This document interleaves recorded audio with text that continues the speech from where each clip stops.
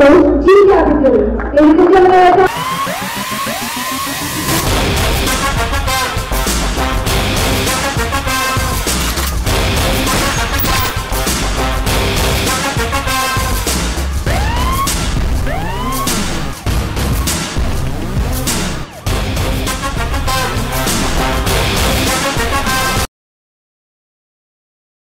Hi రీసెంట్గా June 2025 ఆ టైంలో నాకు ఒక అవార్డు అయితే రావడం జరిగింది. ఇది ప్రెస్టీజియస్ ఇండియన్ ఐకానిక్ అవార్డు. మార్కెట్లో రీసెర్చ్ అనలిస్ట్తో పాటు ఇన్వెస్టర్స్కి వెల్త్ క్రియేషన్లో సపోర్ట్ చేసినందుకు ఈ అవార్డు అయితే మనకు రావడం జరిగింది. అయితే ఇక్కడ నేను ఈ అవార్డు వచ్చింది ఎన్ని గొప్పగా చెప్పుకోవడం కోసం ఈ వీడియో అయితే చేయట్లేదు. ఇక్కడ నేను చెప్పదలుచుకున్న పాయింట్, మన లైఫ్లో మనం ఏం చేయాలో దాన్ని చేస్తూ ఉంటే మనకు రావాల్సిన అవార్డ్స్ లేకపోతే రివార్డ్స్ అనేది ఆ టైం ప్రకారం మనకు వస్తాం. ఒకరోజు కాదు, 2 రోజులు కాదు, ఆల్మోస్ట్ ఒక డెకేడ్ నేను ఫైనాన్షియల్ ఇండస్ట్రీ తర్వాత అనాలిసిస్ మార్కెట్లో ఉన్నాను. 1000 రూపాయలు మ్యూచువల్ ఫండ్ నుంచి ₹1,00,00,000 ఇన్వెస్ట్మెంట్ వరకు కూడా నేను డిఫరెంట్ కస్టమర్స్ని కలిసి వాళ్ళ యొక్క లైఫ్లో వాళ్ళ యొక్క వెల్త్ క్రియేషన్కి సపోర్ట్ అయితే చేయడం జరిగింది. ఈరోజు మార్కెట్లో చాలామంది ఫినాన్షియల్ మార్కెట్ అంటేనే ఒక నెగిటివ్ ఒపీనియన్తో ఉన్నారు. చాలామంది మార్కెట్లో ఎవరైతే అనలిస్టులు అడ్వైజర్లు అనుకుంటున్నారో వాళ్ళు ఎవరు కూడా 10 సంవత్సరాలు కాదు కదా, కనీసం 5 సంవత్సరాలు కూడా ఉండని పరిస్థితి. ఎందుకంటే ఎయిదర్ వాళ్ళు ఏదైనా తప్పు చేసి డబ్బు సంపాదించాలేమో కానీ జెన్యూన్గా ఉంటే వాళ్ళకి పెద్ద మొత్తంలో ఇన్కమ్ కానీ ఆదాయం కానీ రావట్లేదు. అది వాస్తవం. మరోవైపు మన ఇన్వెస్టర్స్ లేదా ప్రజల్లో సర్టిఫైడ్ లేదా రిజిస్టర్డ్ అడ్వైజర్స్ కన్నా ఏ రిజిస్ట్రేషన్ లేని వాళ్ళు, ఫ్రాడ్ చేసే వాళ్ళకి ఎక్కువగా ఇంపార్టెన్స్ ఇవ్వడం వల్ల ఎవరైతే ఎథికల్గా హానెస్ట్గా ఉంటున్నారో వాళ్ళకి ఎర్నింగ్స్ కూడా చాలా వరకు కష్టమవుతా ఉంది. ఇది వాస్తవం. నేను చాలా వీడియోలో చెప్పాను, ఇండియాలో చాలా వరకు అనలిస్టులు ఎక్స్పర్ట్స్ లేరు. ఒకవేళ ఉంటే కోర్సులు అమ్ముకునే వాళ్ళు, టిప్స్ అమ్ముకునే వాళ్ళు, షార్ట్ టర్మ్ మార్కెట్లో కనిపించే వాళ్ళు ఉంటారు తప్ప లాంగ్ టర్మ్లో ఎవరు కూడా ఉండరు. కానీ నా వరకు ఎంత ఇన్కమ్ వచ్చింది, ఏమైంది అనేది కాకుండా నేను ఏదైతే మార్కెట్లో డిసైడ్ అయ్యానో, ఏదైతే సర్వీస్ ఇవ్వదలుచుకున్నానో ఆ సర్వీస్ ఇస్తూనే ఉన్నాను. ఒక కస్టమర్స్ కలవడానికి కొన్నిసార్లు మేము మా సొంత డబ్బులు ఖర్చు పెట్టి వెళ్ళిన సందర్భంలో మాకు వాళ్ళ నుంచి వచ్చిన రిటర్ను లేదా ఆదాయము చాలా తక్కువగా ఉన్న సందర్భాలు కూడా నేను కస్టమర్కి ఎడ్యుకేషన్ ఇవ్వడమే ఇంపార్టెన్స్ అని చెప్పి వెళ్ళడం జరిగింది. మరోవైపు నేను ఎప్పుడు కూడా షార్ట్ టర్మ్లో ఎక్కువ ఆదాయం వస్తుందనే పాయింట్లో కాకుండా ఎవరైతే మమ్మల్ని నమ్మి ఇన్వెస్ట్మెంట్ చేశారో వాళ్ళకి వెల్త్ క్రియేషన్ చేయడం అనేది మా ముఖ్య ఉద్దేశం. ప్రపంచంలో ఎవరు కూడా ఫ్రీగా పనిచేయరు. ఈవెన్ ఈక్విటీ మార్కెట్ లేదా ఎటువంటి అనాలిసిస్లో ఉన్న వ్యక్తులు కూడా ఫ్రీగా పనిచేయరు. వాళ్ళు బిజినెస్ చేయాలన్నా, వాళ్ళ యొక్క సర్వీసెస్ ఇవ్వాలన్నా వాళ్ళకి ఎంతో కొంత ఛార్జ్ చేయాలి, అది తప్పదు. కానీ ఇక్కడ వాస్తవంగా ఏం జరుగుతూ ఉందంటే జనాల్లో ఒక రకమైన నెగిటివ్ ఒపీనియన్ ఉంటుంది. ఒకటి, అడ్వైజర్లకి అనలిస్టులకి డబ్బులు ఎందుకు ఇవ్వాలని చెప్పే ఒక నెగిటివ్ ఒపీనియన్. 2, లాభాలు వచ్చిన తర్వాత కూడా లాభంలో ఎందుకు ఇవ్వాలని చెప్పే దురుద్దేశం మరోవైపు. ఇవన్నీ ఒక ఎత్తు అయితే, ఎవరో యూట్యూబ్లో చెప్పారు, ఎవరో ఎస్ఎంఎస్లో చెప్పారు, ఎవరో ఫ్రెండ్స్ చెప్పారు, ఇలాంటి వాటిని నమ్మి చాలామంది లక్షల కోట్లు కూడా పోగొట్టుకుంటారు.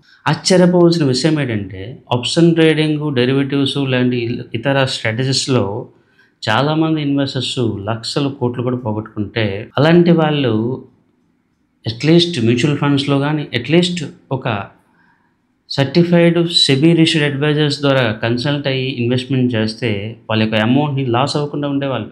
కానీ అన్ఫార్చునేట్లీ ఈరోజు ప్రపంచంలో ఒక రకమైన వ్యాధి అనుకోండి, డిసీజ్ అనుకోండి, లేదా ఒక టెండెన్సీ అనుకోండి, ఎక్స్పెరిమెంటల్ చేసి లక్షల కోట్లు పోగొట్టుకుంటామంటున్నారు. కానీ ఒక ప్రొఫెషనల్ ద్వారా సర్వీస్ తీసుకొని ఒక ప్రొఫెషనల్ ద్వారా వెల్త్ క్రియేట్ చేస్తామనే వాళ్ళు చాలా చాలా తక్కువ.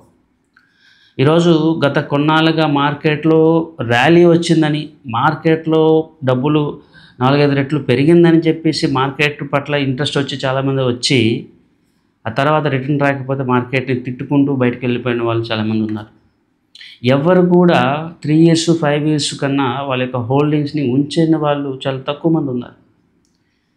స్టాక్ మార్కెట్, ఎస్పెషల్లీ స్టాక్ మార్కెట్లో ఇన్వెస్ట్మెంట్స్ ఎప్పుడు కూడా లాంగ్ టర్మ్లో ఉంటాయి. కానీ ఇన్వెస్టర్స్ యొక్క మైండ్ సెట్ ఎప్పుడు కూడా షార్ట్ టర్మ్ కోసమే ప్రాఫిట్ తీయాలని చూస్తూ ఉంది. ఇది చాలా వరకు చాలామందిని నష్టపరుస్తుంది. స్టాక్ మార్కెట్ అంటే నెగిటివ్ అనే ఒపీనియన్ క్రియేట్ చేస్తూ ఉంది. ప్రొఫెషనల్ అడ్వైజర్స్, ప్రొఫెషనల్ మేనేజ్మెంట్ తీసుకుని లాంగ్ టర్మ్ ఇన్వెస్ట్మెంట్ చేసిన వాళ్ళు మాత్రమే ఈరోజు మార్కెట్లో ప్రాఫిట్ సంపాదిస్తూ ఉన్నారు.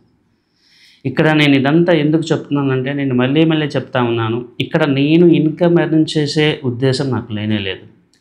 నన్ను నమ్మి ఇన్వెస్ట్మెంట్ చేసే ఇన్వెస్టర్స్కి వెల్త్ క్రియేషన్ చేసి ఇవ్వడము, కొన్ని కుటుంబాల యొక్క ఆర్థిక పరిస్థితి మెరుగుపరచడము, లక్షల్లో ఇన్వెస్ట్మెంట్ చేసిన వాళ్ళకి ₹1,00,00,000 పైన ఆదాయం చూపించడం, వాళ్ళ ఇన్కమ్, వాళ్ళ ఇన్వెస్ట్మెంట్ మీద హైయెస్ట్ CAGR ఇవ్వడం అనేది నా ముఖ్య ఉద్దేశం. సో ఇదివరకు నేను చాలా రికమెండేషన్స్ ఇచ్చాను, అవి సక్సెస్ అయ్యావి. ఇప్పుడు అవార్డ్స్ వస్తాయి, తర్వాత ఈ న్యూసెస్ అన్నీ వస్తూనే ఉంటాయి.